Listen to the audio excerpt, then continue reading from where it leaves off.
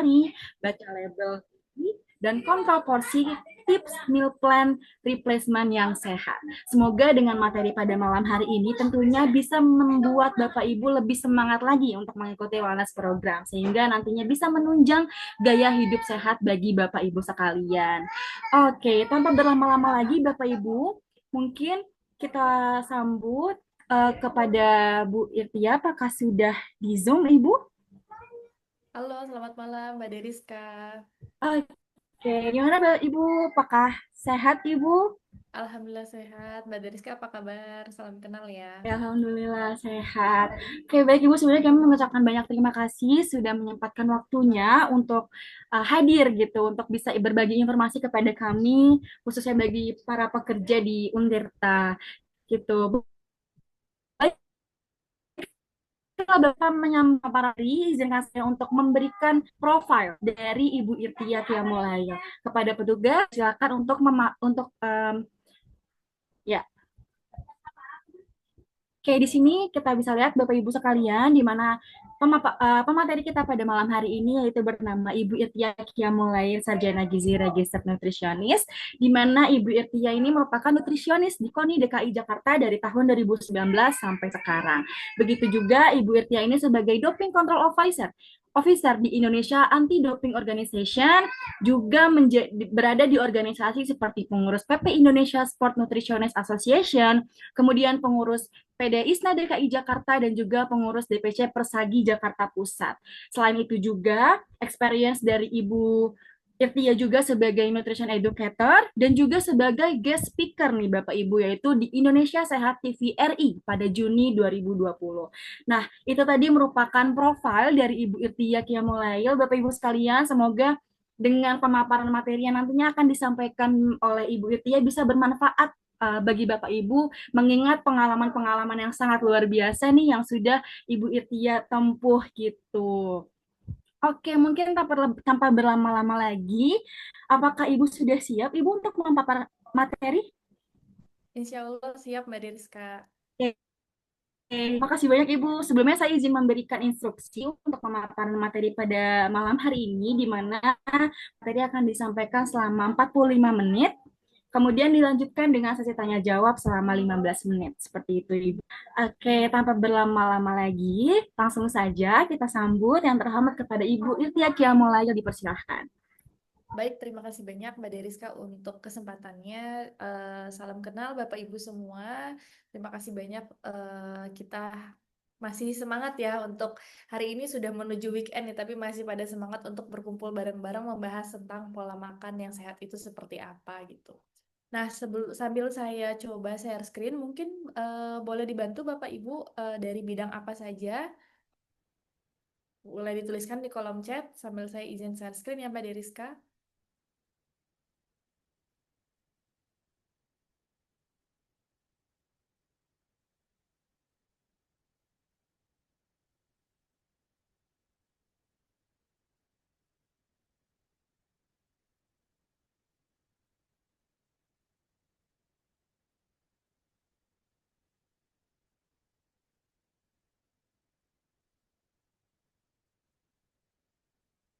Oke, ini ada dari Pak Rey nih, Hutala. Kalau boleh tahu singkatannya apa nih Pak? Ini dari Mbak Agnia, Kepegawaian. Salam kenal ya Mbak Agnia. Oke, kita sambil mulai ya.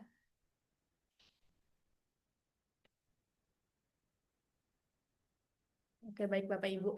Mungkin tadi sudah disebutkan ya oleh MC kita pada malam hari ini untuk temanya. Nah, dari topik-topik yang akan dibahas, ini saya sudah rangkum jadi salah satu judul nih. Judulnya adalah Panduan Praktis Pola Makan Sehat. Jadi, yang akan lebih banyak dibahas ini gimana sih implementasi dari pola makan sehat itu seperti apa gitu. Mungkin Bapak Ibu sudah tahu ya teorinya gitu kalau misalnya harus mengurangi gorengan seperti itu, nggak boleh banyak makan makanan yang mungkin tinggi gula, tinggi garam. Tapi gimana sih cara praktisnya nih buat kita bisa implementasikan apalagi khususnya di lingkungan kantor seperti itu. Oke, sebentar. Ini saya sambil izin baca chat lagi ya, ada chat baru nih. Oh, dari bidang hukum dan tata laksana. Ini ada Budwi dari Fakultas Teknik. Baik, salam kenal ya Bapak Ibu semua. Jadi ini latar belakangnya bermacam-macam ya, seperti itu untuk bidang-bidangnya.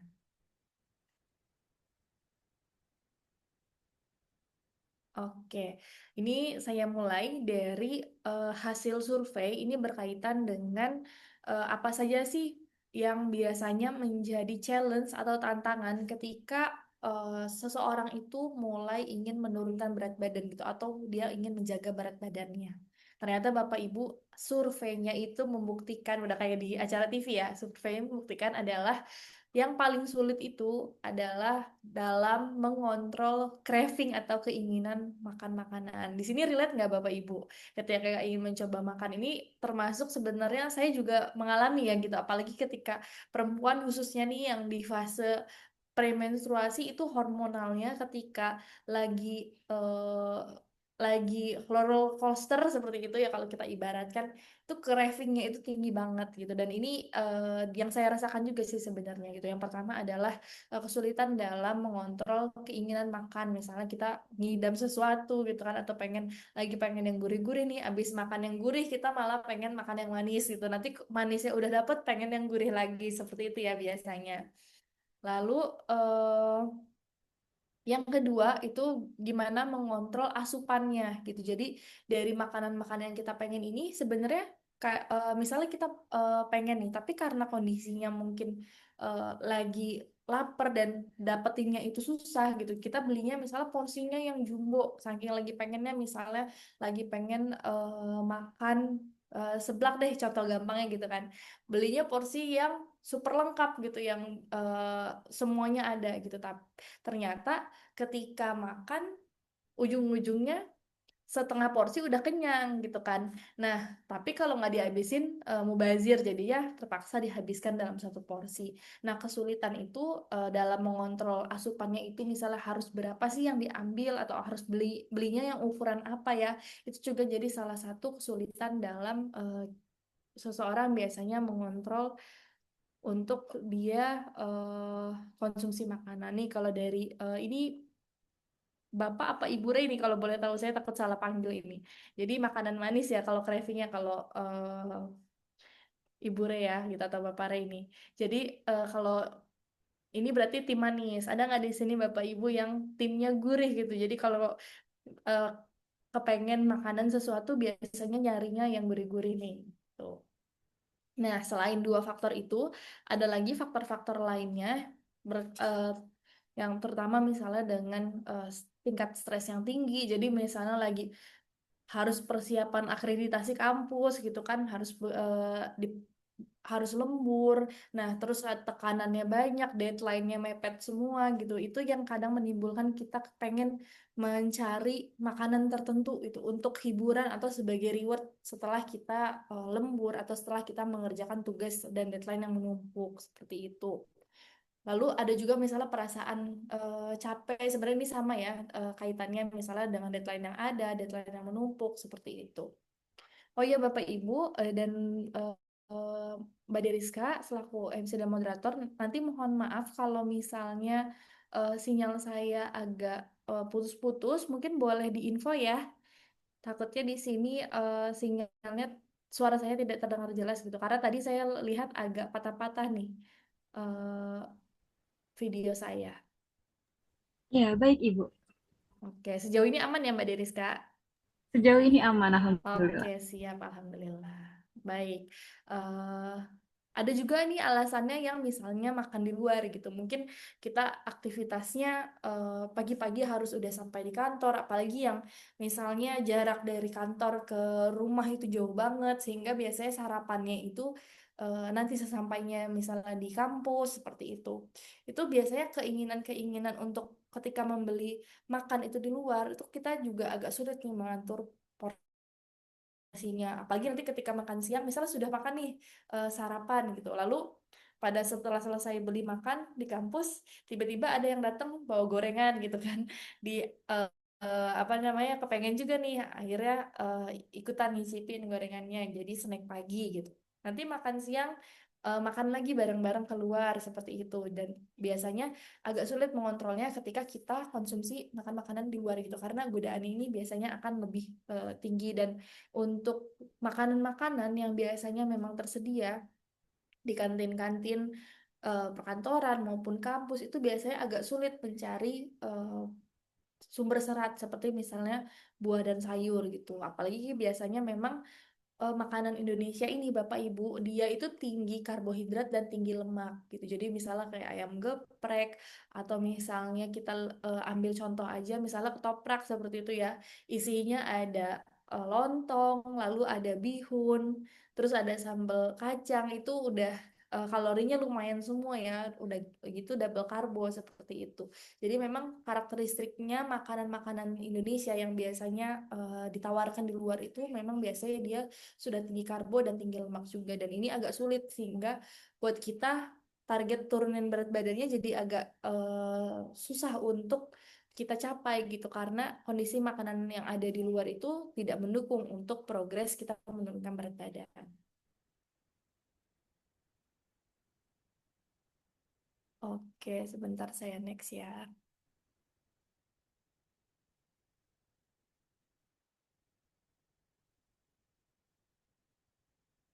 Oke, selanjutnya ini saya sambil izin buka chat.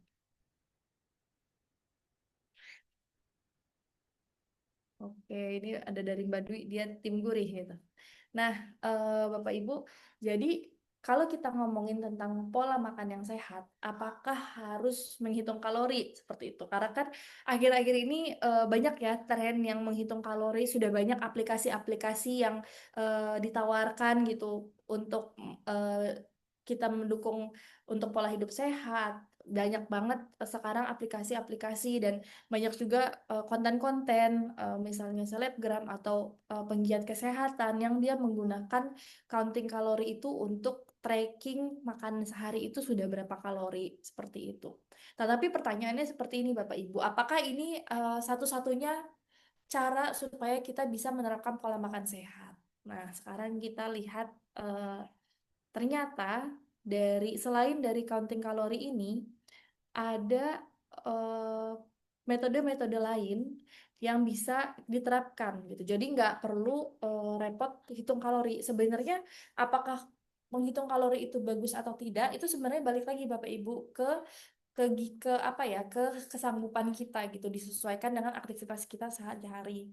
Kalau saya jujur sebagai seorang ahli gizi, itu kan kalau menghitung kalori itu menurut saya itu cukup sulit untuk saya terapkan gitu, karena dia di sifatnya itu detail dan harus memasukkan makanan satu-satu seperti itu ya, dan mengira-ngira. Tetapi ada juga teman saya yang sama-sama ahli gizi, dia suka menghitung kalori gitu. Jadi suka men-tracking kalorinya lewat aplikasi. Jadi balik lagi ke kitanya ya Bapak Ibu. Apakah kita cocok dengan metode menghitung kalori tersebut gitu. Kalau misalnya tidak cocok, ini ada sebenarnya strategi lain gitu. Jadi bukan berarti counting kalori itu jelek gitu. Counting kalori itu bisa jadi opsi, dan tapi bukan hanya satu-satunya opsi, kita masih punya opsi yang lain. Yang pertama ini misalnya adalah metode dengan telapak tangan gitu atau hand method. Lalu ada juga nanti kita bisa penerapannya dengan alternatif pengolahan makan saja, itu juga sudah bisa membantu. Atau substitusi bahan makanan. Atau bisa juga dengan caranya kontrol porsi makan seperti itu. Dan yang terakhir bisa dengan mengurangi kalori dari minuman. Jadi memang nanti ini kita akan bahas satu-satu ya. Jadi intinya adalah untuk pola makan sehat itu sebenarnya caranya banyak Bapak Ibu. Jadi jangan takut nih, apakah pola makan sehat itu misalnya harus yang mahal gitu kan, harus yang ribet gitu. Tidak ya. Ini kita akan bahas caranya satu-satu. Yang pertama itu adalah kontrol porsi makan. Nanti mungkin kalau ada yang mau ditanyakan, boleh langsung ditulis di kolom chat saja ya Bapak Ibu. Nanti kita sambil bahas bareng-bareng. Ini strategi yang pertama nih, bisa dengan kontrol porsi makan.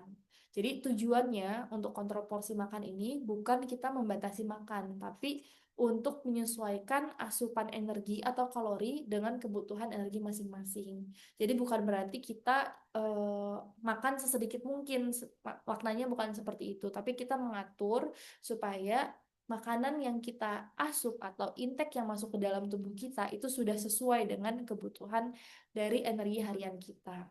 Jadi cara-caranya yang pertama itu Bapak Ibu bisa ketika ngambil makan, pilih makan yang bentuk piringnya itu lebih kecil. Jadi misalnya ukuran piring salad seperti itu. Supaya apa? Karena secara psikologis ini terbukti ketika kita, kalau misalnya kita lihat di sini ya gambarnya, itu dibandingkan yang sorry sebentar.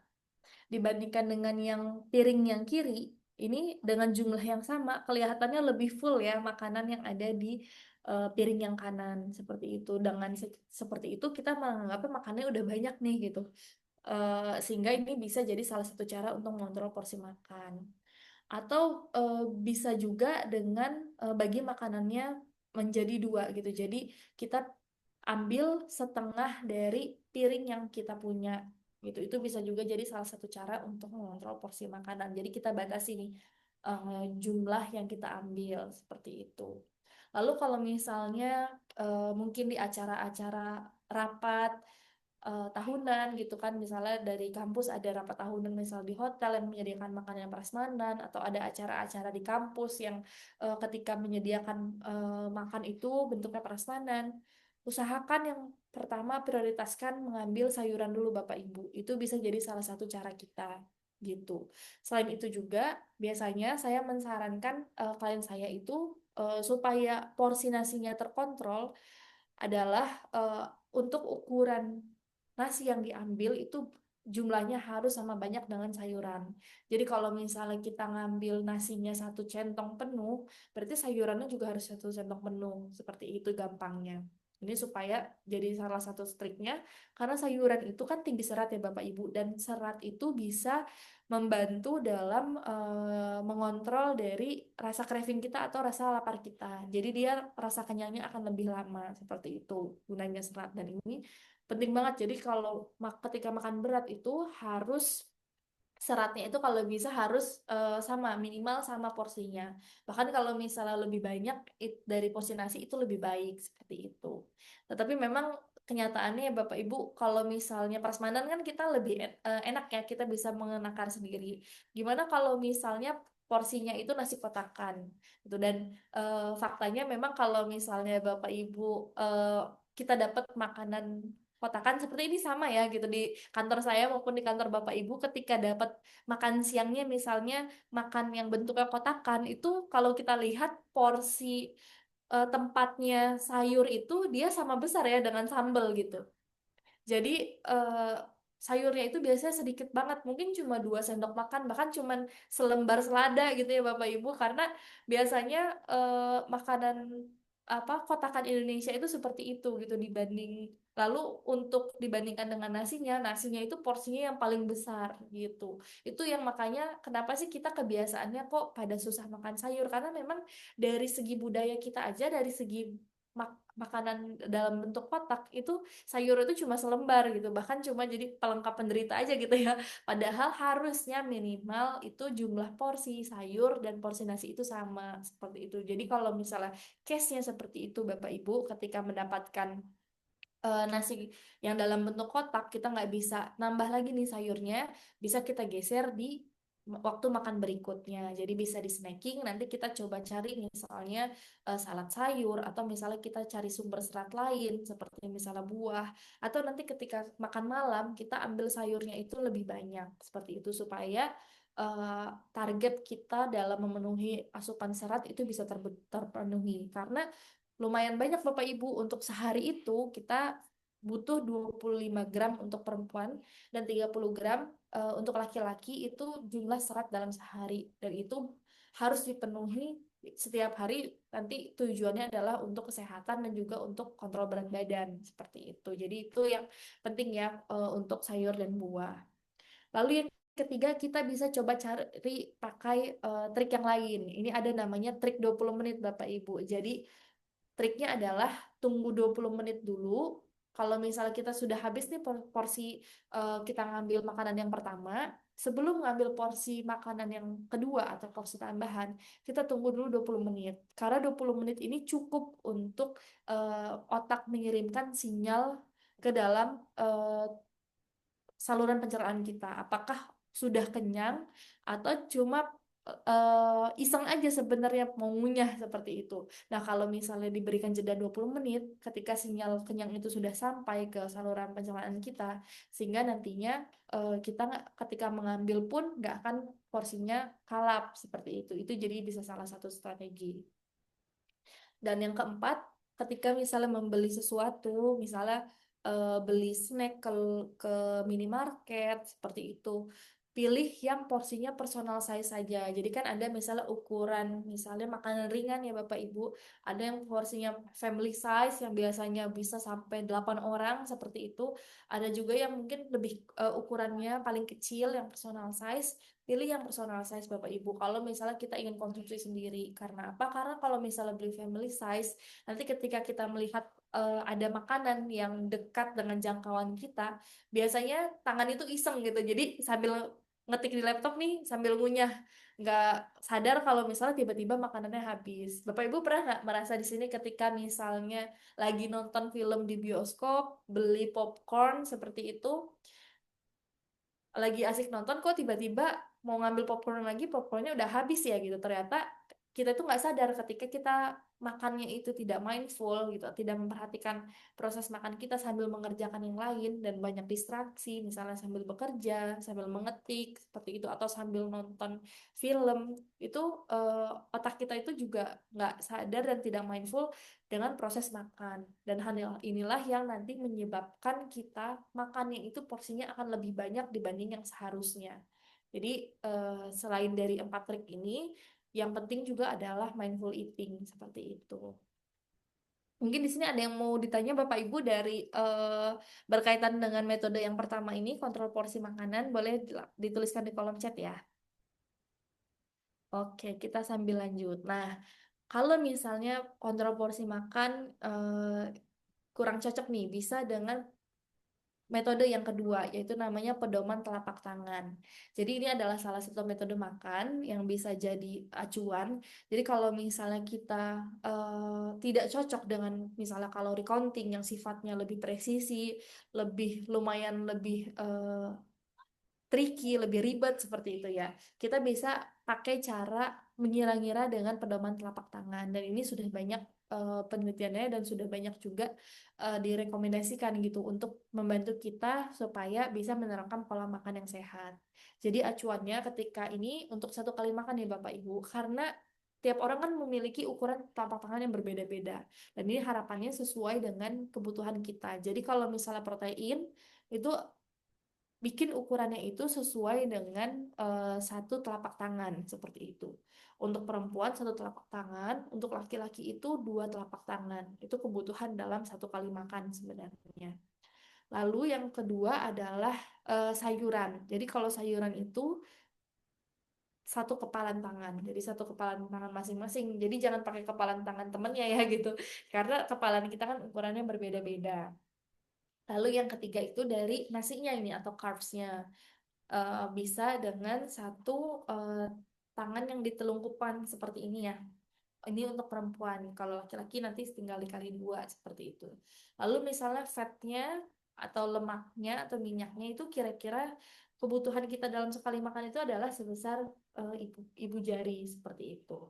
Ini adalah salah satu metode juga yang bisa diterapkan untuk 1 kali makan supaya lebih mudah kita mengira-ngira berapa sih kebutuhannya, harus ngambil berapa banyak, itu bisa dengan pakai cara hand method seperti ini. Lalu yang ketiga ini ada alternatif pengolahan makan Bapak Ibu. Jadi kita bisa, caranya adalah misalnya lagi pengen makan ikan gitu, dibandingkan eh, makan yang bentuknya digoreng dan ditepung seperti ini, fish and chip seperti ini, lebih baik pilih opsi-opsi yang ketika misalnya kita lagi pengen ada target nih nurunin berat badan, itu bisa pilihnya yang bentuknya dipepes saja. Karena apa? Karena kalau misalnya dibandingkan dengan yang di kiri, itu kalorinya itu lebih kecil yang di kanan Bapak Ibu, karena tidak ada tambahan kalori dari minyak gitu. Jadi bisa cari alternatif. Tetap bisa makan ayam, tetap bisa makan ikan, tetap bisa makan telur, itu tapi pilihnya dari opsi pengolahan yang minyaknya itu digunakan lebih sedikit. Jadi misalnya dibandingkan kita makannya kol goreng seperti itu, kita bisa pilih yang ditumis saja sayurannya. Atau misalnya lebih baik lagi kalau dalam bentuk sup saja gitu. Jadi minyaknya juga lebih sedikit seperti itu. Atau misalnya dibandingkan yang digoreng bisa pilih opsi-opsi yang dikukus seperti itu.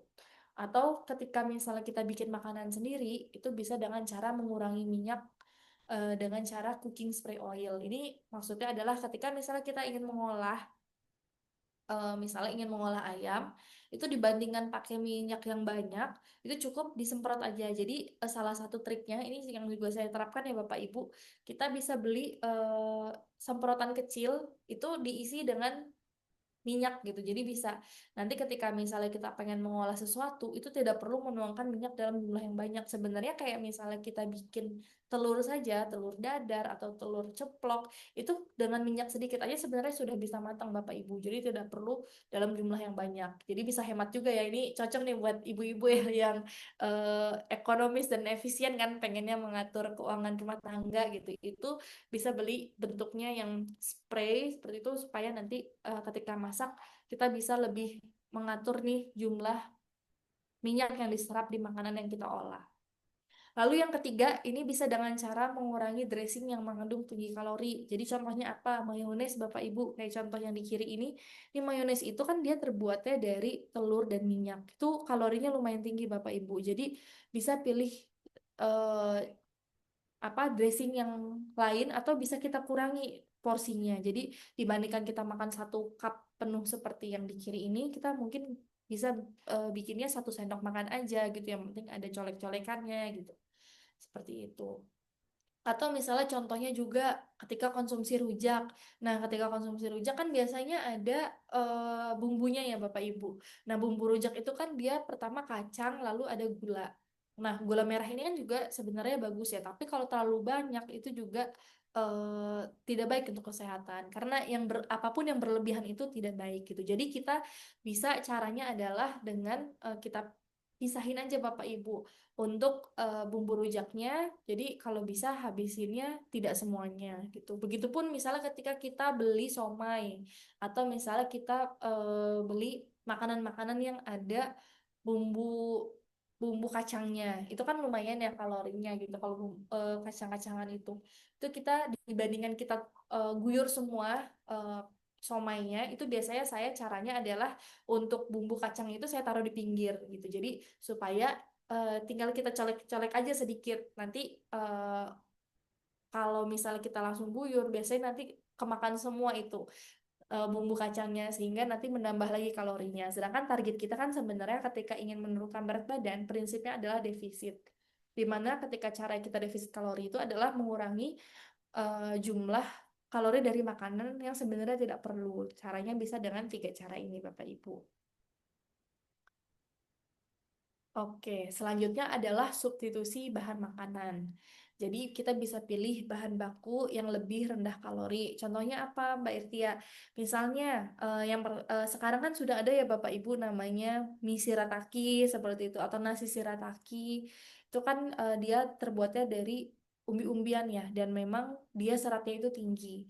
Jadi dengan jumlah yang sama-sama 1 mangkuk, ketika dia seratnya tinggi, ini kalorinya akan lebih rendah dibandingkan mie yang dari bahan bakunya itu tepung terigu seperti itu. Jadi kita bisa ganti opsi misalnya mie-nya dari mie yang biasa, mie telur seperti itu kita bisa ganti dengan mie shirataki. Ini juga bisa jadi salah satu opsi untuk kita mengurangi kalori. Atau misalnya kita bisa juga Bapak Ibu misalnya konsumsi mayones itu bisa diganti dengan yogurt gitu. Jadi sama-sama dressing, tapi dari segi kalori itu dia lebih sedikit. Lalu untuk yogurt juga itu dia karena ada kandungan probiotiknya itu juga baik untuk pencernaan seperti itu. Itu bisa jadi salah satu opsi yang lebih sehat juga. Dan cara yang kedua adalah dengan mengurangi kuantitas bahan baku yang tinggi kalori gitu. Jadi misalnya tadi ya bumbu kacang itu kita bisa kurangi atau misalnya bumbu rujak itu konsumsinya bisa dikurangi. Misalnya ambilnya setengah bungkus aja kita konsumsinya seperti itu. Nah, ini sebenarnya dari untuk defisit kalori itu asalnya itu dari prinsip keseimbangan energi seperti ini Bapak Ibu. Jadi awalnya itu adalah energi, ada namanya energi expenditure atau energi yang keluar dari tubuh kita. Bisa caranya dengan olahraga, aktivitas sehari-hari, misalnya jalan kaki, naik tangga gitu kan, naik tangga ke lantai 2 di kampus, atau misalnya eh, menyapu dan lain sebagainya, itu adalah kalori yang keluar dari tubuh kita. Sedangkan energi intake ini adalah kalori yang masuk, bisa salah satunya itu lewat makanan, bisa juga dari minuman gitu. Karena ada minuman-minuman juga yang mengandung kalori dan kalorinya juga cukup lumayan seperti itu. Kalau misalnya Bapak Ibu kita targetnya adalah menurunkan berat badan, berarti kita harus mencapai yang namanya negatif energi balance. Ini yang di paling bawah nih Bapak Ibu.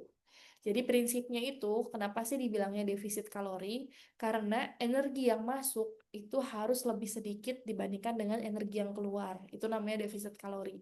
Jadi artinya adalah makanan yang kita masukkan ke dalam tubuh kita itu secara kalori itu harus lebih sedikit dengan aktivitas yang kita keluarkan. Seperti itu. Kalau misalnya energinya masuk, makanan yang masuk itu secara kalori lebih banyak dibandingkan aktivitasnya. Jadi misalnya makannya ngemilnya itu 4 kali sehari gitu, makannya 3 kali sehari, tapi aktivitasnya seharian aja depan laptop. Nah, ini nanti bukan negatif energi balance yang tercapai, tapi positif energi balance gitu. Ini nanti berat badannya bukannya turun, malah tambah naik, Bapak Ibu. Jadi, target kita adalah defisit kalori itu prinsipnya ini, negatif energi balance. Nah, caranya bagaimana untuk mencapai negatif energi balance itu atau defisit kalori? Yang pertama adalah membatasi asupan kalori. Jadi, targetnya bisa dikurangi 300 sampai 500 kalori per hari dari kebutuhan. Jadi biasanya mungkin kan sekarang ini sudah banyak Bapak Ibu, kalau misalnya Bapak Ibu mau cek berapa sih kebutuhan saya dalam sehari, misalnya berapa kalori gitu. Misalnya dihitung dari aplikasi atau di Google bisa cari, dapat misalnya 2.300 kalori nih dalam sehari. Nah, kita bisa mulai kurangi 300 kalori dulu Bapak Ibu. Jadi misalnya kurangi jadi 2.000, seperti itu caranya. Lalu yang kedua adalah meningkatkan aktivitas fisik. Jadi misalnya dirutinkan untuk joggingnya, CFD-annya, seperti itu. Atau misalnya olahraga bareng-bareng setelah selesai kegiatan di kampus, sore-sore sebelum pulang kerja, itu bisa jadi salah satu cara untuk defisit kalori juga. Atau bisa kita lakukan dengan kombinasi keduanya Bapak Ibu. Jadi sambil olahraga, sambil juga kita mengatur pola makan yang tadi juga sudah kita bahas cara-caranya, nanti kita bahas lebih lengkap lagi setelah ini. Nah, gimana sih tipsnya untuk memilih menu yang defisit kalori? Yang pertama adalah minimalkan pengolahan dengan minyak, santan, dan gula. Lalu yang kedua itu pilih protein yang rendah lemak dan pilih juga makanan-makanan yang tinggi serat. Ini wajib diingat-ingat ya Bapak Ibu. Yang pertama tadi dari cara pengolahannya. Yang kedua, utamakan protein dan serat. Lalu yang ketiga, perhatikan jumlahnya gitu. Karena sebagus-bagusnya misalnya telur, kalau misalnya kita konsumsinya eh, setengah kilo gitu dalam sehari, apalagi dengan kuningnya gitu. Kuningnya kan sumber lemaknya itu ada di kuningnya gitu. Itu nanti juga defisit kalori ini tidak bisa tercapai seperti itu kalau misalnya secara kuantitas itu banyak walaupun makanan itu sehat.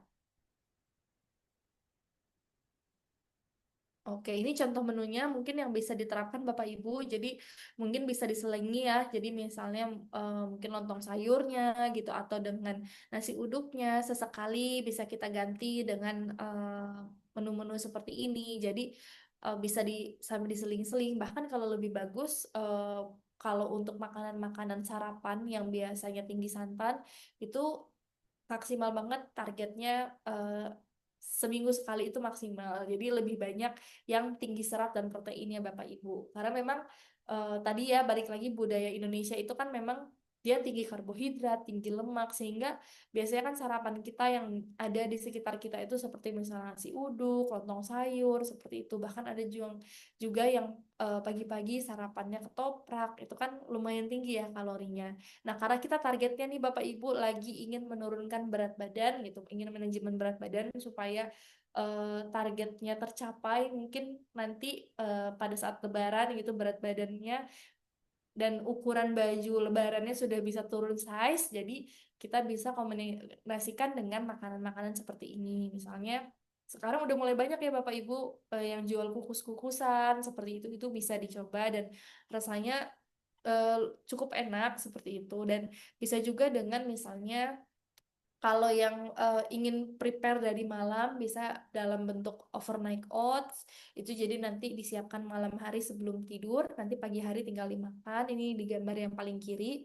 Atau misalnya eh, telur rebus seperti itu. Jadi misalnya ingin makan nasi uduk gitu, nanti dibandingkan beli telur balado di ibunya gitu, karena kan biasanya telur balado itu digoreng dulu ya Bapak Ibu, lalu ditambahkan sambal dengan jumlah minyak yang banyak, lebih baik tambahkan saja telurnya itu bikin sendiri dari rumah. Itu bisa juga membantu mengurangi asupan kalori kita dan ini cukup praktis ya untuk telur rebus itu tinggal kita hidupin kompor, lalu kita tinggalin mungkin beberapa belas menit, kita matiin lagi, tinggal diangkat, tinggal kita bawa ke kampus, itu bisa jadi salah satu opsi. Atau misalnya bikin puding chia seed yang seperti ini, nanti tinggal dituangkan saja, lalu dikasih susu, ditinggal ditaruh kulkas pada malam hari, besok pagi bisa kita bawa ke kantor, atau misalnya kita bisa konsumsi pagi-paginya di rumah sebelum berangkat, itu juga bisa jadi opsi Bapak Ibu. Nah, bagaimana dengan makan siangnya? Jadi kalau makan siang, karena tadi minimalkan konsumsi yang mengandung santan. Jadi kalau misalnya kita pergi atau beli di luar ke soto daging, misalnya seperti itu, dibandingkan pilih yang soto dagingnya atau sop dagingnya yang ada santannya, kita coba dulu Bapak Ibu pilih yang kuahnya bening dulu gitu. Karena kan kita sedang targetnya di defisit kalori seperti itu. Terus juga misalnya kalau lebih baik nih kalau kita lihat di sini, mana yang lebih bagus Mbak Irtia? Apakah nasi merah lebih bagus atau dibandingkan nasi putih? Jadi Bapak Ibu, kalau misalnya dilihat di sini, nasi merah itu sebenarnya secara kandungan itu sama dengan nasi putih, yang membedakan adalah kandungan seratnya, itu sedikit lebih banyak. Jadi kalau misalnya kita makan nasi merah dibandingkan kita dengan makan nasi putih ditambah sayur, itu bisa jadi kandungan seratnya sama. Seperti itu. Jadi tidak perlu misalnya harus selalu nasi merah. Yang penting kita boleh makan nasi putih, yang penting tadi ingat minimal jumlahnya itu harus sama dengan jumlah nasinya, sayuran yang kita ambil. Seperti itu. Lalu misalnya dibandingkan makanan-makanan yang ayamnya, misalnya dibandingkan ayam geprek yang banyak sambalnya, mungkin kita bisa pilih yang ayamnya itu pengolahannya lebih sedikit minyak gitu. Atau misalnya kita lagi pengen ayam geprek, nggak apa-apa, tapi minta sambalnya itu di pinggir gitu. Jadi kita nggak makan semua minyaknya yang ada di situ gitu. Jadi masih kita bisa makan di luar Bapak Ibu, tapi kita bisa cari opsi-opsi yang bisa mendukung target kita untuk defisit kalori. Seperti itu ya. Lalu misalnya nih selingan, tadi sudah kita ambil contoh ya, untuk rujak, boleh makan rujak gitu, tapi untuk bumbu rujaknya yang perlu kita batasi. Karena kalau rujak ini kan bagus ya Bapak Ibu, dia buah-buahan yang tinggi serat, dan ini target kita kan untuk defisit kalori itu sebenarnya yang penting itu juga adalah asupan serat. Lalu misalnya dibandingkan minuman yang manis-manis seperti itu, yang tinggi kalori, pilih yang lebih baik dari segi vitamin, mineral, dan zat gizinya. Jadi misalnya dibandingkan minuman yang tren kekinian, kita bisa pilihnya jus buah saja, seperti itu. Atau misalnya cemilannya kita bisa ganti dengan kacang-kacangan, karena kacang-kacangan ini dia termasuk dia tinggi protein, seperti itu, dan ini juga bagus. Lalu eh, bisa juga diganti dengan salad buah atau salad sayur seperti ini. Jadi opsi selingan yang mungkin bisa jadi ide untuk Bapak Ibu terapkan. Lalu bagaimana dengan makan malamnya Mbak Tia gitu. Jadi untuk makan malamnya kita bisa opsinya Bapak Ibu dibandingkan beli sate ayam yang eh, ada bumbu kacangnya banyak, kita bisa pilih sate taichan. Atau misalnya tetap pengen sate ayam seperti itu. Bisa pilih sate ayam tetap silahkan dimakan, tapi bumbu kacangnya jangan dikonsumsi semua. Bisa dengan trik seperti itu Bapak Ibu. Atau misalnya kita bisa bikin nih ayamnya yang rebus jahe. Ini juga enak loh Bapak Ibu, boleh dicoba gitu. Jadi opsinya tidak hanya ayam goreng saja ya. Jadi bisa pengolahan ternyata yang sedikit minyak tapi rasanya juga tetap enak seperti itu. Lalu misalnya untuk sayur-sayuran bisa pilih dibandingkan yang ditumis, kita utamakan dulu misalnya yang kuahnya yang apa yang makanan-makanan sayuran yang berkuah seperti itu. Oke, mungkin ada pertanyaan Bapak Ibu atau mau langsung unmute juga tidak apa-apa atau masih menyimak dulu nih. Saya izin lanjutkan ya. Nah, selanjutnya ini adalah konsumsi gula, garam, lemak. Ini yang perlu kita perhatikan juga Bapak Ibu untuk pola hidup sehat atau pola makan yang sehat. Kenapa? Karena dari Kemenkes ini sudah mengeluarkan anjuran untuk konsumsi gula, garam, dan lemak itu batas maksimalnya berapa. Yang pertama itu gula, kita itu tidak boleh makan dalam sehari itu lebih dari 50 gram Bapak Ibu atau setara dengan 4 sendok makan. Jadi ini bisa dikira-kira kalau misalnya nanti kita baca kita beli minuman yang ada di minimarket, yang minuman-minuman kemasan, itu kan ada ya tulisan kandungan gulanya. Itu bisa kita hitung Bapak Ibu, oh ini sudah lebih belum ya dalam 50 gram nih konsumsi saya dalam sehari seperti itu. Jadi bisa jadi acuan juga. Lalu dengan garam, garam ini maksimal banget kita konsumsinya 5 gram atau 1 sendok teh. Kalau untuk lemak itu maksimal di 5 sendok makan, seperti itu. Karena kalau misal konsumsi dari GGL ini berlebihan, bisa beresiko penyakit-penyakit seperti misalnya hipertensi, stroke, lalu diabetes, dan serangan jantung.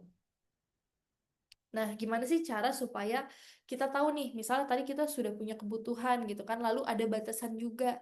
Gimana caranya supaya kita tahu apakah asupan kita ini sudah sesuai kebutuhan atau belum.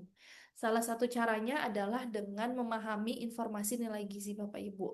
Mungkin Bapak Ibu sudah sering lihat ya kalau misalnya di suatu produk gitu, misalnya beli roti atau beli mie instan atau misalnya beli produk-produk lain yang bentuknya kemasan, ada yang namanya nutrition fact. Nah, kita hari ini akan bahas gimana sih cara untuk memahaminya.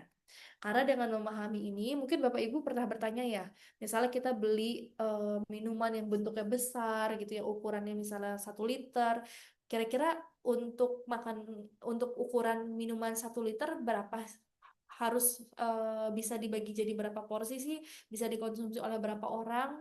Lalu misalnya Bapak Ibu konsumsi roti 1 bungkus gitu. Jadi beli di minimarket ukuran roti 1 bungkus. Kira-kira dengan roti 1 bungkus ini karbohidratnya sudah dapat berapa, lalu sudah berapa persen yang terpenuhi, seperti itu. Itu juga bisa terjawab kalau kita sudah paham nih label gizi seperti apa. Lalu misalnya Bapak Ibu ingin membeli yogurt gitu, lagi pengen beli yogurt nih, pengen diolah, pengen dimakan gitu pada saat belanja bulanan. Ada bermacam-macam bentuk yogurt, ada bermacam-macam juga brandnya. Nah, supaya tahu yang mana yang lebih baik, itu salah satunya adalah dengan kita bandingkan untuk informasi nilai gizinya. Nah, jadi ini ada yang namanya label pangan, Bapak Ibu. Ini kita ambil satu contoh, misalnya susu, seperti itu. Jadi kalau label pangan itu dia komponennya bisa kita lihat di sini ya, ada nama dagangnya, mereknya apa, lalu ada berat bersihnya, ada nomor izin edarnya, ada juga misalnya nama dan alamat produsennya, kadaluarsanya, lalu logo halal. Ini yang seperti kita sering lihat ya Bapak Ibu, label pangan ini yang ada di pasaran seperti itu.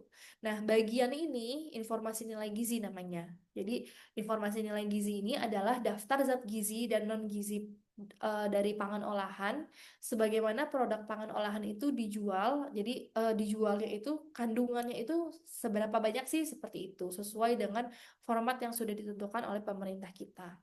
Jadi fungsinya tadi ya bisa membandingkan atau memilih makanan dan minuman yang sesuai kebutuhan atau bisa juga mencari makanan dan minuman yang terbaik dari segi gizi itu mana yang bisa mendukung kita untuk defisit kalori.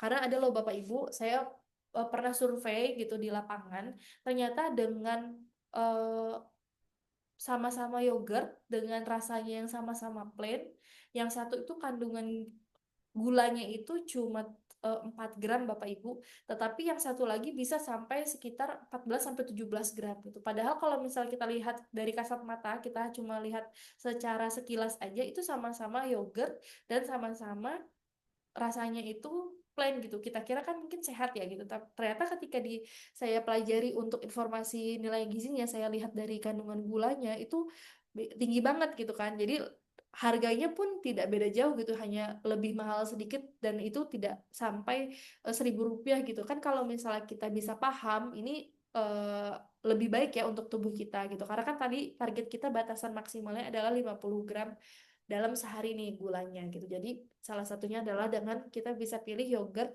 yang lebih rendah gulanya.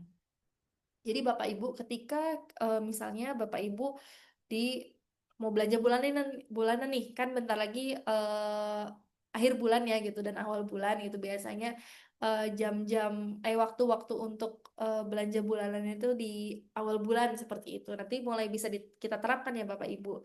Jadi nanti ketika misal memilih satu produk, kita bisa bandingkan. Yang pertama, kita cara baca informasi nilai gizi ini, kita harus perhatikan takaran sajinya. Jadi Bapak Ibu kalau misalnya di sini tertulisnya takaran saji 250 mili satu gelas, lalu dia dua sajian per kemasan.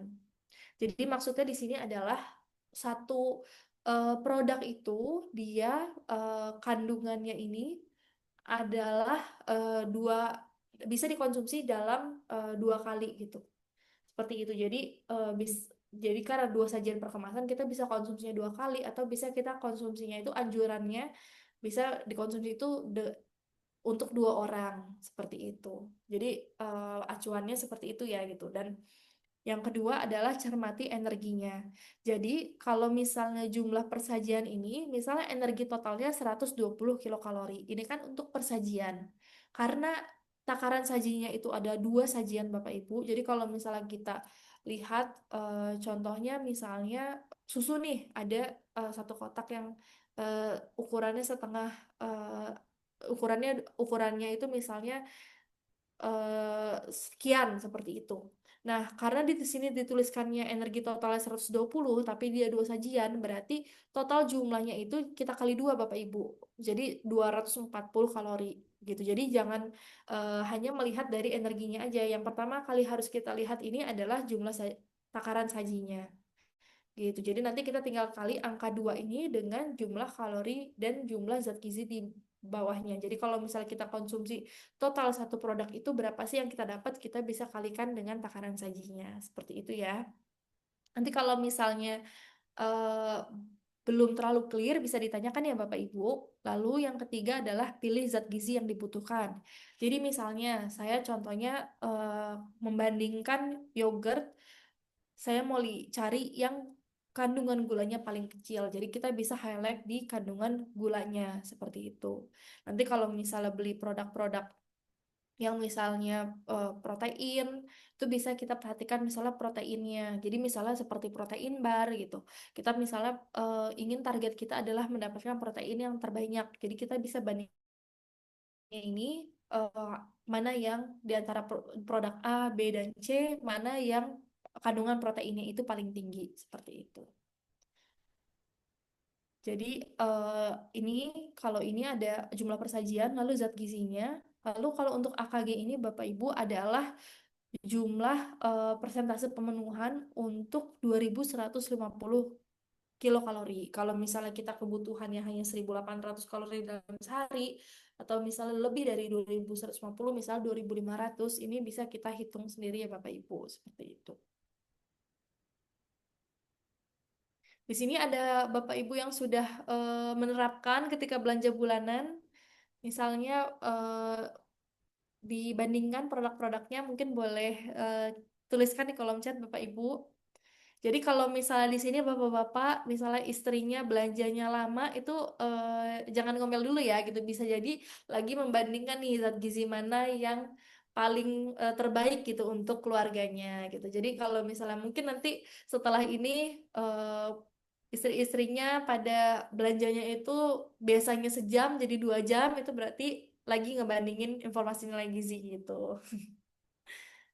Nah, selain tadi dari informasi nilai gizi, sekarang pemerintah kita sudah mengeluarkan ada namanya logo pilihan lebih sehat. Mungkin dari Bapak Ibu semua di sini ada yang sudah pernah lihat ya gitu ketika lagi belanja ada beberapa produk yang ada checklist hijaunya.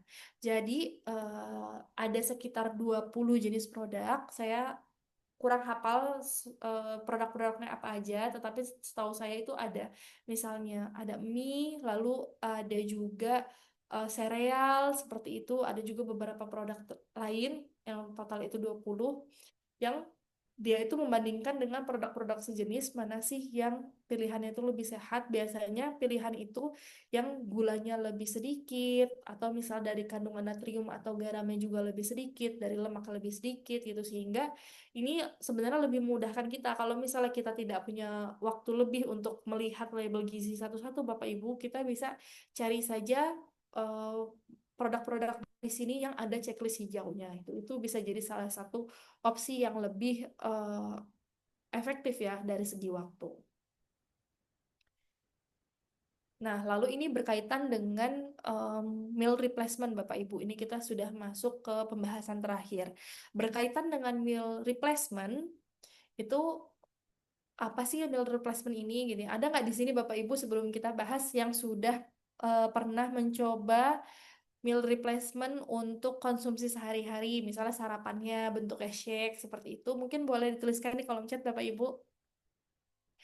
Jadi kalau untuk meal replacement ini, dia adalah produk baik makanan maupun minuman yang fungsinya itu adalah menggantikan gitu atau mereplace satu kali makan utama dengan jumlah energi dan zat gizi tertentu. Dia range-nya lumayan luas ya, bisa dari sekitar 150 kalori atau 200 kalori, bahkan ada yang sampai sekali konsumsi itu kita udah dapat 400 kalori, setara dengan kita makan makanan lengkap seperti itu. Nah, biasanya fungsinya itu awalnya itu sebenarnya dulunya ya Bapak Ibu, meal replacement itu diproduksi itu untuk lansia yang tidak bisa konsumsi makan makanan dalam bentuk yang padat gitu. Jadi atau misalnya dia punya kebutuhan tertentu yang harus mengonsumsi makanan itu dalam bentuk yang cepat serap, jadi harus bentuknya cair. Awalnya itu untuk lansia, tetapi lama-kelamaan trennya meal replacement ini bisa juga menggantikan opsi untuk kita misalnya untuk penurunan berat badan atau misalnya untuk peningkatan performa gitu. Jadi ke sini sampai sekarang itu semakin meningkat fungsi dari meal replacement ini. Bahkan sampai sekarang biasanya meal replacement itu khasnya adalah untuk menurunkan berat badan seperti itu ya, karena banyak sekali brand-brand yang eh, diproduksi di Indonesia. Meal replacement ini klaimnya adalah untuk penurunan berat badan.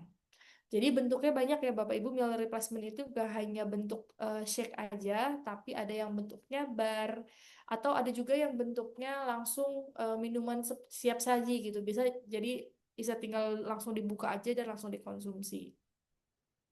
Nah, tujuannya apa sih meal replacement itu? Jadi meal replacement ini tujuannya adalah untuk menyediakan beberapa kandungan utama dalam makanan utuh. Jadi maksudnya itu sebagai pengganti, dia biasanya akan menyamakan kandungan karbohidratnya, kandungan lemaknya, proteinnya, vitamin dan mineral. Jadi seperti kita misalnya sekali makan seperti itu, tetapi biasanya dia kalorinya akan lebih sedikit dan seratnya akan lebih banyak, tujuannya supaya nanti kita kenyangnya itu akan lebih lama. Biasanya seperti itu. Nah, pertanyaan ini, apakah efektif untuk defisit kalori atau penurunan berat badan ya untuk meal replacement ini? Jadi kalau misalnya kita lihat seperti itu Bapak Ibu, kita lihat nih dari meal replacement ini membantu penurunan berat badan itu, caranya itu yang pertama, dia bisa membatasi energi atau kalori. Karena kalau misalnya kita beli sarapan misalnya dalam bentuk nasi uduk yang dia udah ada nasinya, yang ada santannya, lalu dikasih lauknya itu bihun, seperti itu ya Bapak Ibu.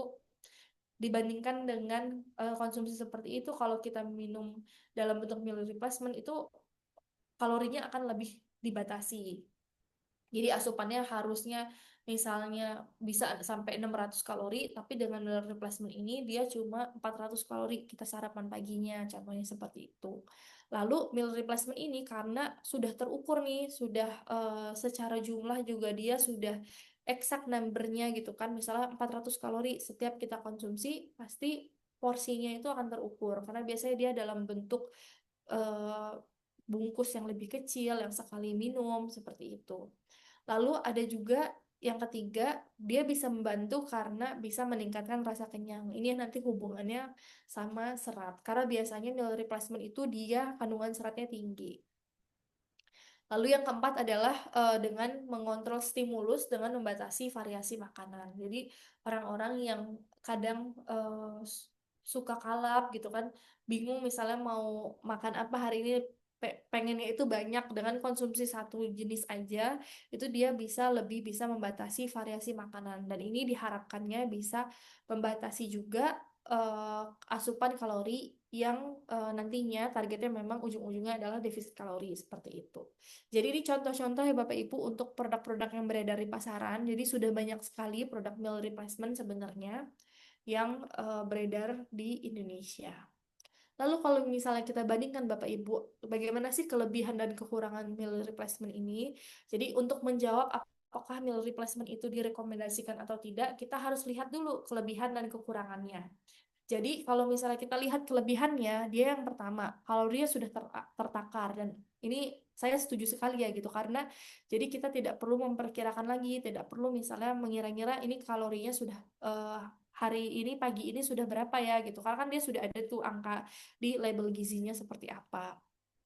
Lalu yang kedua, ini praktis dan mudah dibawa gitu karena memang tidak perlu apa, ada juga yang langsung siap saji, lalu bentuknya juga sudah compact gitu kan. Tinggal dibawa saja, tinggal dikonsumsi misalnya setelah latihan atau misalnya sambil di jalan gitu. Jadi sarapannya atau biasanya kita sebut itu breakfast on the go gitu kan. Jadi misalnya sambil di perjalanan menuju kampus bisa sambil dikonsumsi seperti itu. Lalu yang ketiga, tidak perlu pengolahan atau persiapan yang banyak. Jadi bisa langsung dikonsumsi atau tinggal misalnya bentuknya di shake aja gitu, itu bisa langsung dikonsumsi juga. Nah, lalu ada juga penelitian yang menunjukkan bahwa ketika konsumsi jenisnya sama, setiap hari itu akan menyebabkan kebosanan, dan harapannya kebosanan itu nanti akan menyebabkan kita berkurang nafsu makan. Jadi sebenarnya ini agak tersiksa ya secara psikologis ya Bapak Ibu, tapi goal untuk defisit kalorinya itu bisa terpenuhi seperti itu. Nah, itu kelebihannya. Bagaimana dengan kekurangannya? Yang pertama, memang harganya relatif mahal, sehingga kalau dibandingkan Bapak Ibu, mungkin satu porsinya, kalau misalnya kita lihat nih tadi ya, di sini untuk satu bungkusnya ini 123.000 gitu. Itu kalau diskon. Kalau nggak diskon 140.000. Sedangkan kalau misalnya kita beli di pasar seperti itu 140.000 itu udah bisa makan mungkin untuk satu hari penuh, atau misalnya untuk eh, kalau misalnya bisa hemat-hemat gitu kan bisa untuk 3 hari seperti itu ya. Itu jadi lebih secara ekonomis itu sebenarnya lebih ekonomis kalau kita beli bahan makanan, bahan baku aja gitu, misalnya sayur-sayuran, lalu ayam, telur gitu, itu dengan kandungan gizi yang lebih banyak, itu secara gizi akan lebih ekonomis yang makanan-makanan yang dalam bentuk utuh seperti itu. Lalu kadang juga ada beberapa meal replacement yang kandungan gulanya itu cukup tinggi karena kan biasanya produknya itu manis ya Bapak Ibu gitu. Nah, ini juga harus kita perhatikan konsumsi kandungan gulanya. Lalu yang ketiga ini karena tadi bisa menimbulkan kebosanan, sehingga biasanya salah satu kekurangannya ini dia tidak sustainable gitu. Jadi tidak bisa dilakukan dalam jangka panjang. Dan hal ini juga yang nantinya kadang orang itu ketika udah nggak bisa udah nggak konsumsi meal replacement lagi karena dia bosan, ketika dia udah nggak konsumsi konsumsi meal replacement, sehingga dan tidak diatur juga gitu karena dia sudah menganggap kalau misalnya meal replacement ini kan praktis ya Bapak Ibu, jadi tidak perlu mikir strategi pagi ini yang sehat itu makannya apa saja yang dipenuhi. Ketika misal dia sudah tidak konsumsi lagi, itu biasanya nanti berat badannya akan balik lagi naik karena dia tidak tahu cara mengatur pola makan yang dalam jangka panjang itu yang baik itu seperti apa, itu kekurangannya. Jadi ini sebenarnya kalau bisa diambil kesimpulan meal replacement itu direkomendasikan atau tidak, ini sebenarnya balik lagi Bapak Ibu dengan eh, poin-poin kelebihan dan kekurangan ini dengan kondisi kita seperti itu. Jadi kalau misalnya dari segi ekonomis memang dia lebih mahal gitu. Tetapi misalnya Bapak Ibu lebih pilih yang praktis itu silahkan. Tetapi memang dari sisi gizi, dari saya sebagai seorang ahli gizi akan merekomendasikan untuk meal replacement ini eh, hanya jadi opsi saja gitu. Jadi tidak untuk kita terapkan terus-menerus dan jadi satu-satunya pilihan untuk pola hidup sehat. Karena kan tadi kita udah banyak bahas ya, untuk melakukan pola makan yang sehat itu caranya banyak gitu. Tidak harus mahal, tidak harus selalu yang fancy seperti itu. Bahkan misalnya kita dengan konsumsi makanan yang ada saja di sekitar kita, misalnya kukus-kukusan atau misalnya bentuk rujak seperti itu sudah bisa mencapai kebutuhan zat gizi yang kita butuhkan. Jadi ini mungkin terakhir Bapak Ibu sebelum nanti kita masuk sesi dari tanya jawab, mungkin penutup dari saya adalah yang perlu kita ingat tidak ada cara yang eh, sa- cara yang sempurna gitu untuk makan. Maksudnya adalah tadi kan banyak ya polanya. Kalau misalnya ditanya, Mbak Irtia, dari sekian pola atau metode makan ini, mana sih yang terbaik, mana sih yang paling sempurna, itu tidak ada Bapak Ibu.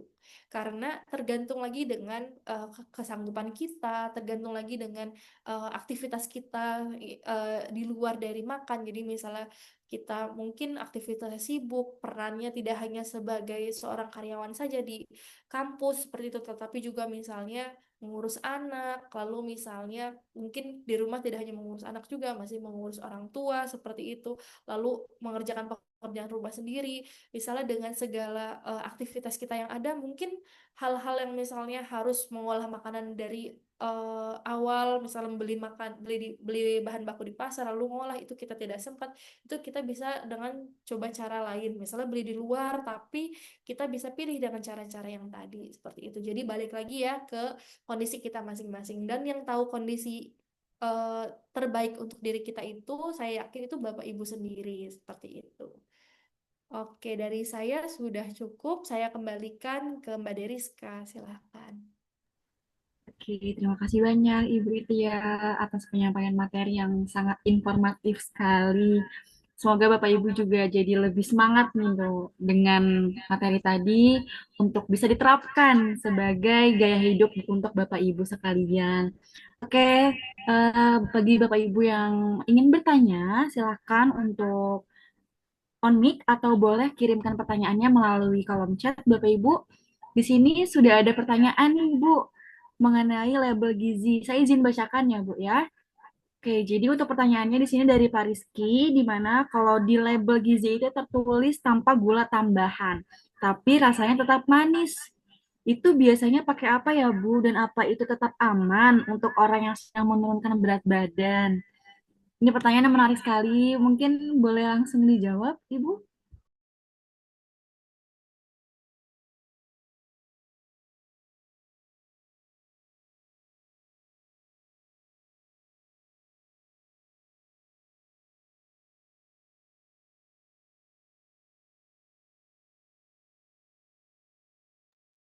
Oke, izin Mbak Deriska, suara saya terdengar jelas nggak ya? Sudah dengar jelas, Aman. Ibu. Oke, tadi soalnya sempat agak apa error nih laptop and not responding seperti itu. Tapi tadi pertanyaannya saya sudah mendengar dengan jelas. Saya izin langsung menjawab. Ini terima kasih banyak Pak Rizky untuk pertanyaannya. Jadi memang ini yang kita sering temui ya untuk label gizi ini tertulis tanpa gula tambahan, misalnya klaimnya. Tetapi tetap ada rasa manisnya. Jadi biasanya untuk yang digunakan oleh mereka ini adalah stevia salah satunya Pak Rizky gitu. Dan stevia itu eh, dia biasanya sifatnya memang manis tetapi kalorinya nol itu. Jadi memang ini salah satu juga eh, untuk tambahan yang direkomendasikan juga untuk orang-orang yang ingin menurunkan berat badan, jadi ingin defisit kalori, tetapi misalnya ingin konsumsi makanan yang misalnya masih manis gitu, atau misalnya pengen bikin kopi gitu tapi nggak mau ada gula tambahannya. Jadi misalnya kan biasanya americano itu kan kalorinya nol ya gitu, karena dia kopi itu kalorinya nol gitu. Atau misalnya teh deh yang paling gampang, teh. Kalau misalnya kita pengen konsumsi tehnya yang manis tapi kalorinya nol, itu dibandingkan ditambahkan gula yang 1 sendoknya itu kalorinya sudah lumayan gitu kan, sekitar 50 kalori, itu bisa dengan stevia saja. Dan kalorinya itu juga tetap nol seperti itu. Jadi biasanya tambahannya itu adalah dari stevia, Pak Rizky. Semoga terjawab. Lalu ini ada pertanyaan lagi nih Mbak Deriska dari Ibu Dila ya.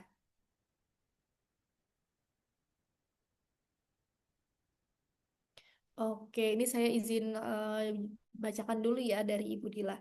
Kalau lagi defisit, sebenarnya yang lebih ngaruh ke berat badan itu total kalori atau jam makannya juga. Soalnya saya sering dengar kalau makan terlalu malam bisa bikin berat badan naik. Itu benar tidak ya Mbak? Atau selama kalorinya terkontrol, jam makannya nggak begitu masalah?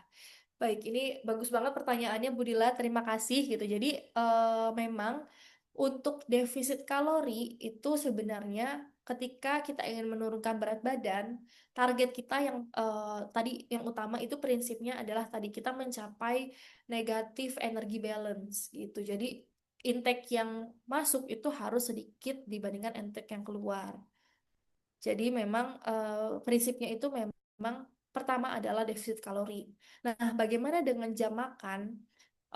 Jam makan ini sebenarnya juga berpengaruh berkaitan dengan metabolisme seperti itu. Karena kalau misalnya kita kondisinya sudah malam, lalu konsumsi makan makanan gitu, misalnya begadang gitu kan, tengah malam biasanya lapar lagi nih gitu, tengah malam sambil ngerjain tugas, konsumsi misalnya bikin mie instan seperti itu, atau misal konsumsi nasi lagi, nasi goreng tengah malam gitu kan, biasanya masih ada yang jualan gitu.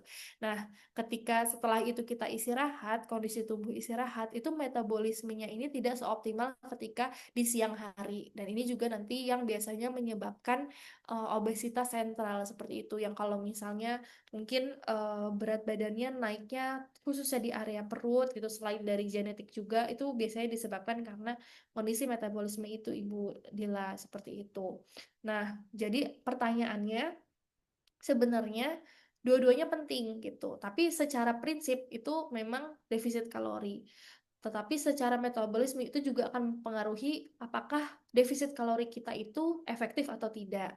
Gitu. Jadi dua faktor itu berpengaruh. Dan berkaitan dengan jam makan juga, memang yang direkomendasikan itu adalah maksimal kita makan makanan dalam bentuk berat itu 2 jam sebelum tidur. Jadi kita bisa hitung kalau misalnya kita tidur di jam 10, itu kita maksimal makan berat di jam 8. Nah, supaya apa? Supaya ketika kita kondisi istirahat, tubuh sudah kondisi eh, istirahat itu tidak lagi mencerna makanan. Nanti karena ini salah satunya yang ditakutkannya adalah kondisi GERD. Budila, mungkin kita Bapak Ibu sering mendengar ya, ada mungkin sekarang kan lagi banyak ya kasusnya naik GERD gitu. Untuk anak-anak yang usia muda sudah terkena GERD itu biasanya salah satunya itu karena konsumsi makan makanannya itu dekat dengan waktu tidur. Karena ketika kita posisinya berbaring seperti itu, gravitasi kan berubah ya. Dan asam lambung yang ada di tubuh kita yang sedang mencerna makanan ini, karena kondisinya penuh, dia bisa naik ke atas seperti itu. Dan ini yang bisa menyebabkan eh, melukai bagian atas tubuh kita, dan ini nanti bisa menyebabkan GERD seperti itu. Jadi kalau misalnya mungkin sudah mendekati waktu tidur tetapi lapar, bisa konsumsi yang bentuknya gampang dicerna saja, seperti misalnya susu, atau misalnya bentuknya kecil seperti misalnya pisang seperti itu, atau potongan buah lain.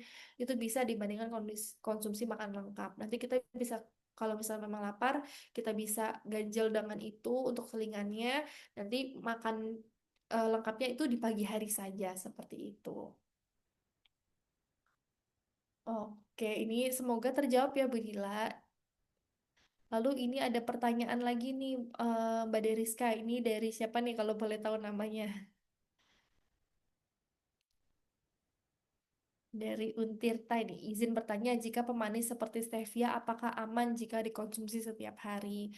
Baik, ini sebenarnya saya belum eh, pernah dapat untuk untuk penelitiannya. Mohon maaf Ibu atau Bapak ini yang bertanya berkaitan dengan stevia apakah aman untuk digunakan setiap hari. Tetapi mungkin nanti kalau misalnya karena saya belum pernah mempelajari lebih dalam yang berkaitan dengan stevia ini, yang saya tahu tadi hanya sebatas itu saja.